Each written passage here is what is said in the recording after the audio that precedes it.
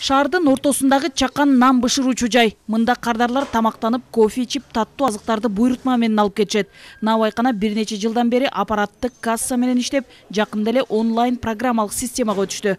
Бул ыңгайлуу жана убакытты үнөмдөйт дейт дүкөндүн кызматкери.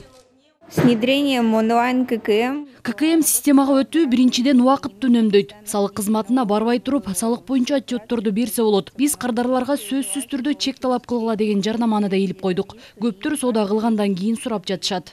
Үстүбүздөгү жылдын башынан бери ККМди колдонуу милдеттүү болуп калды. Бүгүнкү күндө 60 миңге жакын чарбалык субъектилер кассалык машиналарды ийгиликтүү колдонууда. Эгер ККМди колдонсо, ар бир соодада чекти туура басып аткан болсо, салык инспектору дагы өз ордунан жылбастан эле интерфейсинен карап, бул соода түйүнү жакшы иштеп аткан экен деп, мындайча айтканда,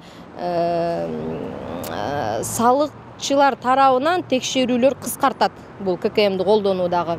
Андан тышкары мына бардыгыбызга эле белгилүү болуп келатат, азыркы күндө бардык ККМдер көпчүлүгүндө мына законго эгер таянсак, ККМди салык төлөөчүлөр өзүлөрүнүн акчасына сатып алышкан. Ал ортодо Жогорку Кеңештин жалпы жыйынында депутаттар көзөмөл кассалык машиналарды колдонууну текшерүү боюнча рейд учурунда. Азырынча контролдук кассалык машиналарды колдонбогон ишкерлер лицензиясынан ажыратылып жатканын айтышты. Бул маалымат чындыкка дал келбейт дейт мамлекеттик салык кызматынын өкүлдөрү. Акыркы 193 токтом менен булардын мөөнөттөрү, мына ККМ колдонуу мөөнөтү мына 1-августка, ушул жылдын 1-августуна дагы бир жолу жылдырылган.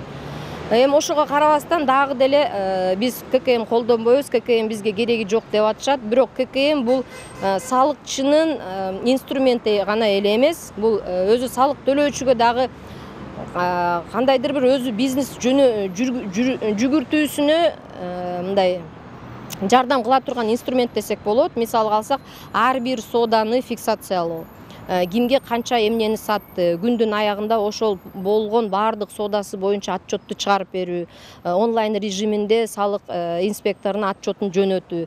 ККМ салык жол-жоболорун фискалдаштыруунун маанилүү бөлүгү. Ал экономиканы көмүскөдөн чыгарууда олуттуу ийгиликтерге алып келүүдө. Контролдук кассалык машиналарды колдонууга өтүүнүн мөөнөтү 1-августка чейин узартылды. Андан кийин ишкерлер кассалык машиналарды колдонбосо, көзөмөлдөөчү органдар айыппул салууга аргасыз болушат.